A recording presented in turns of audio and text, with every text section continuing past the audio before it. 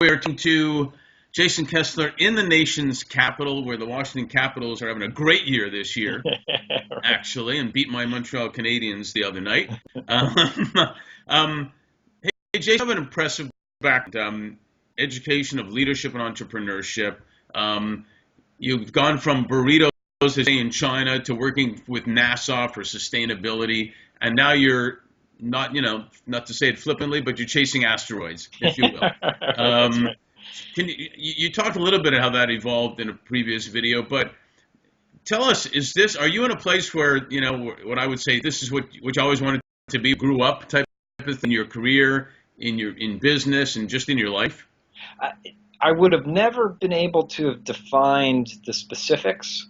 I grew up interested in chemistry because it helped explain the world to me, and then found myself in the nation's space program and working with some of the brightest people on the planet, and fortunately at a workplace that is ranked in the tops in government to be a part of. I went into organic foods and health and wellness, and I never would have envisioned those specifics. I would say that I was always curious and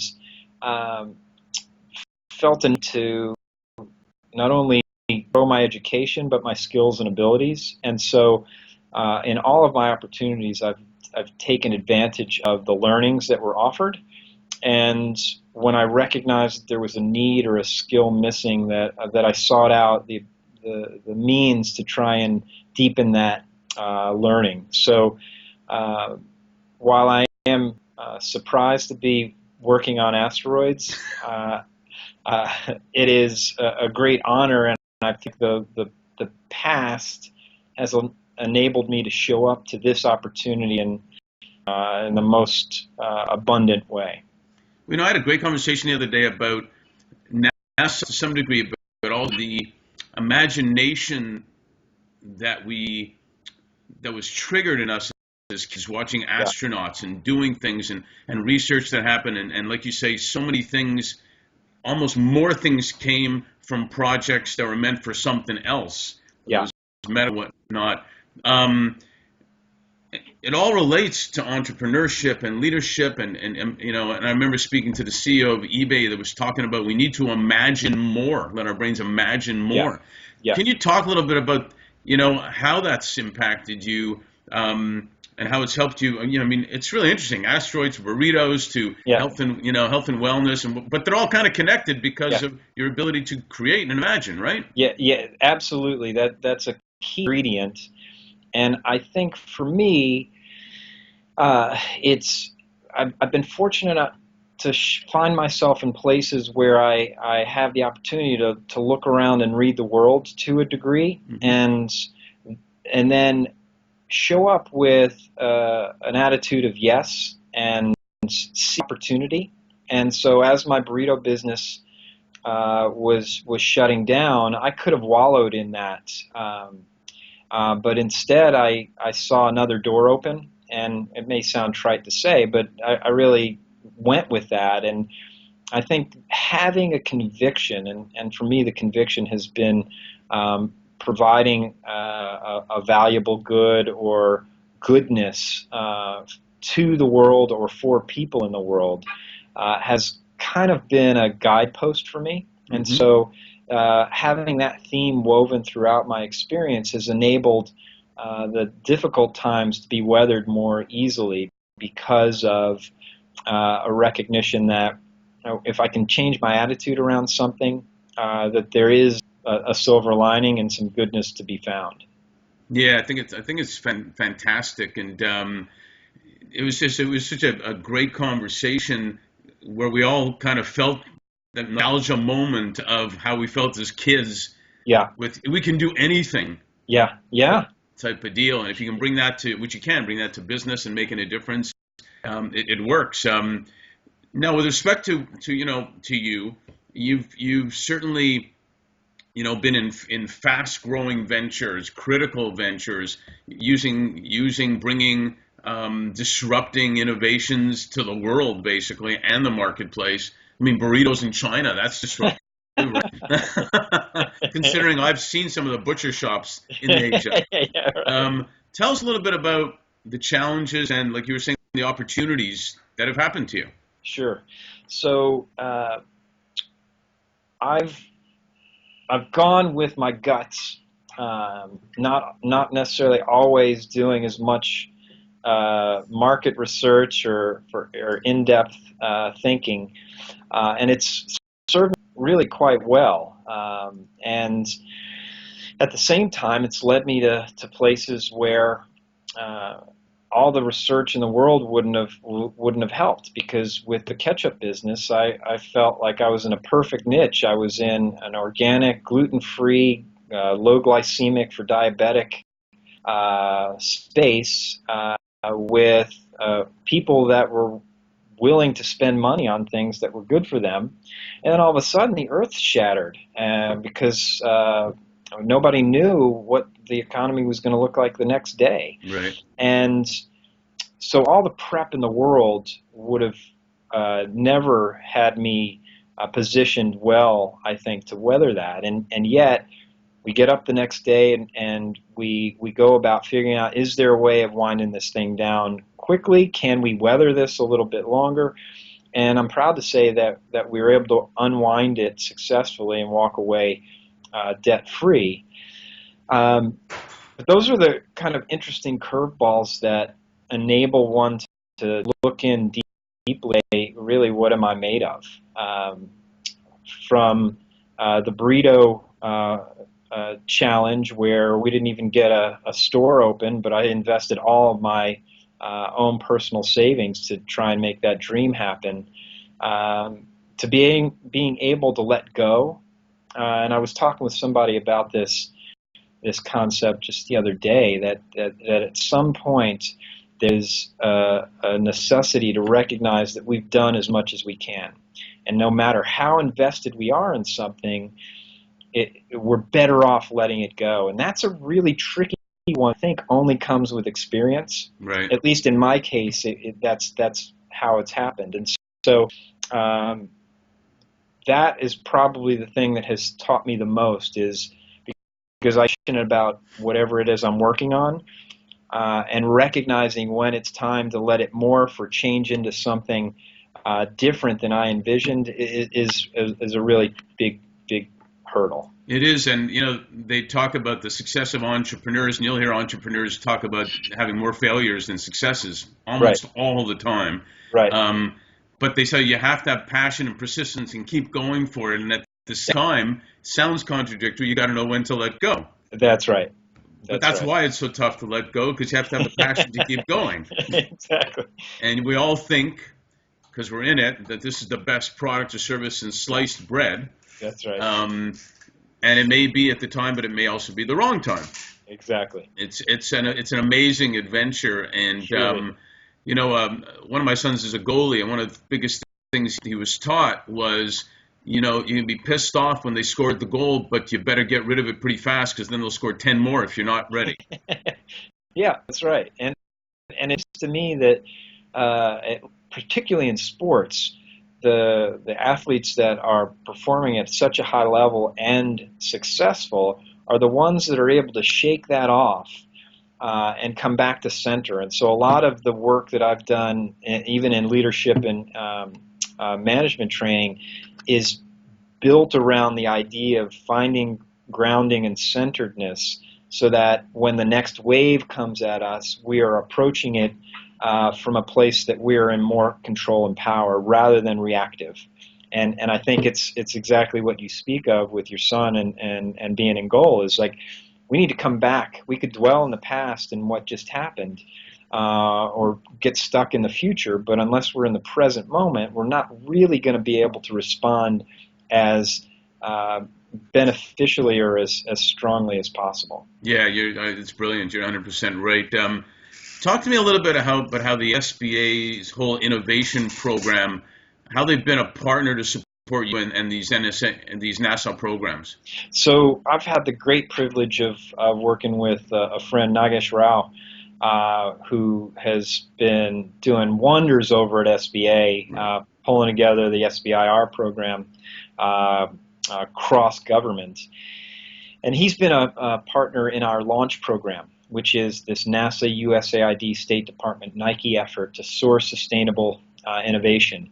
And not only has he brought the knowledge and experience of SBA into that conversation, but when we started to look at it and think about the innovators and with the innovations that we were focused on coming through our program, sometimes half in an annual cycle were coming through SBIR.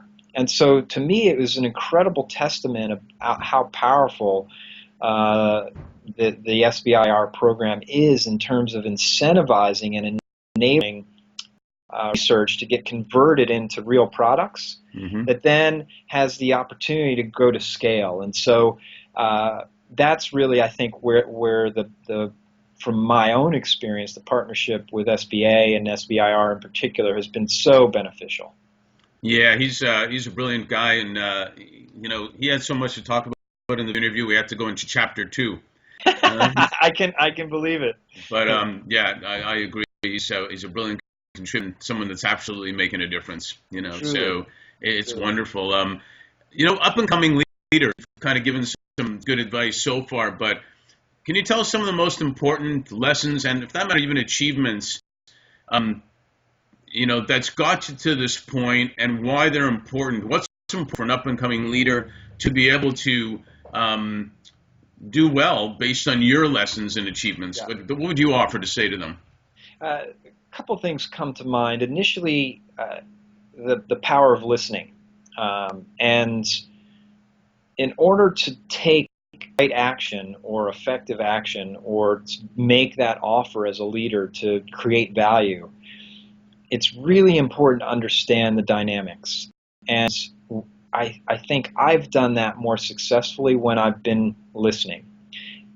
And it's not necessarily just listening to the words someone says, but how they're being delivered and the meaning behind them. And so there is a necessity, I think, to have really listening skills and patience to then allow that listening to be absorbed and processed to understand how to move from that.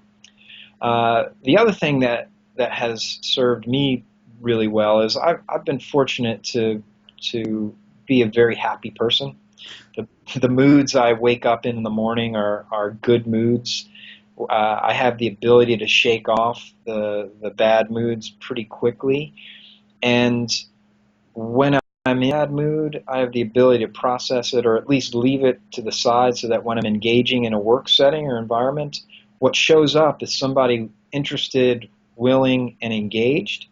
And the power of mood and emotion in a workplace or on a team is too often underestimated. And so I think the more we can do as leaders or team members to develop our own skill and awareness around how we're presenting ourselves and therefore affecting the dynamic of any organization we're a part of, huge potential that I was lucky to have some skill naturally, but have spent a lot of time in my later years cultivating and developing further. And so they're in some ways somewhat passive, listening and mood and emotion, but they're also stuff that we can practice. And I think for me have paid the greatest dividends in terms of success, because the folks that I worked with at NASA on my first tour back in the late 90s, when they saw me, they're happy to see me again. And I showed up with a smile, and the relationships that I had created back then were ones that were supportive and of a happy nature. And I can't tell you how much easier it made my life when I showed back up, because I wasn't having to dig through skeletons or problems that were created. And so if that's the way we walk through the world, we never know where we're going to end up. Like, I'm working on asteroids right now. Right. Who knows what will happen in 10 years, but the more I can do what I do with a smile and an eagerness and an engaged way, I think the better off not only am I going to be, but the people that are around me. No, I think Well, actually, I think I've been hanging around the Brits too long because I'm saying brilliant often these days, but it is brilliant.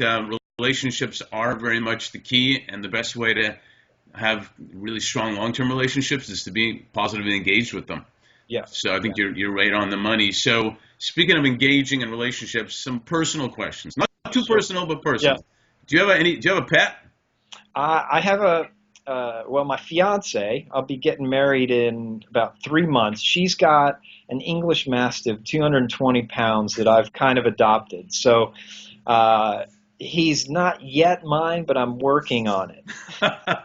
Your stepdog. Yeah, exactly. And he is a big fella. No kidding. That's another person in the house, basically. Hey, do Indeed. you have a favorite activity or sport? Right now, it's been hiking. I'm moving to North Carolina, and the trails are just outside my fiance's home. And for me, it's a way of getting into a zone pretty easily and absorbing the beauty of the world around. That's incredible. When I'm not in the backcountry or on trails, it would be jogging or running.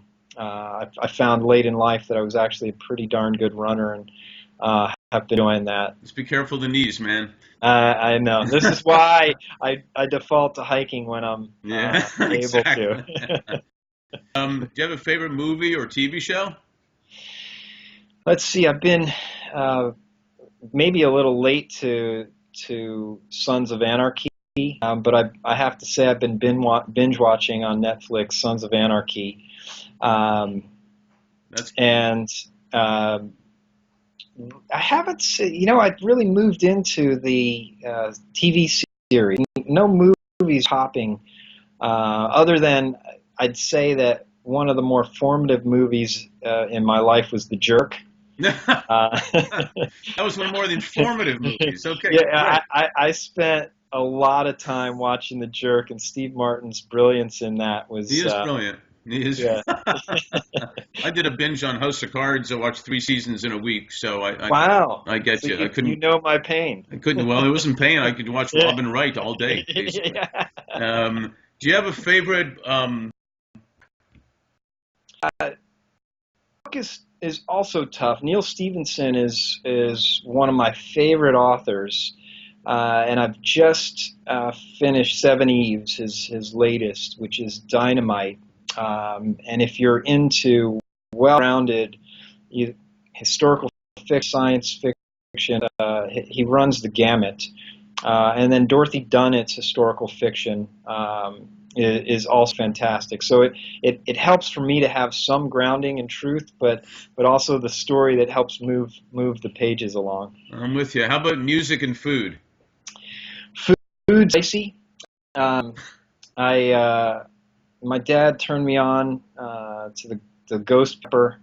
I'm not quite to the point where he is in cutting it up and putting it on food. Habaneros I like to add to pretty much anything. Mm-hmm. And a lot of Asian flavors, pungent fish sauces and Making me hungry, man. yeah. How about music? Music. Lately, I've been listening to classical Mm-hmm. and Spanish guitar for breakfast, and then I love turn on a Grateful Dead jam. Well, that's a good combination. And balance it out that way. So yeah, it's all over the place. I'm a Good. failed guitarist. My brother got that talent, and so I live vicariously through him. Yeah, me through my sons also. I know the feeling. So that's awesome. Thank you so much. You bet.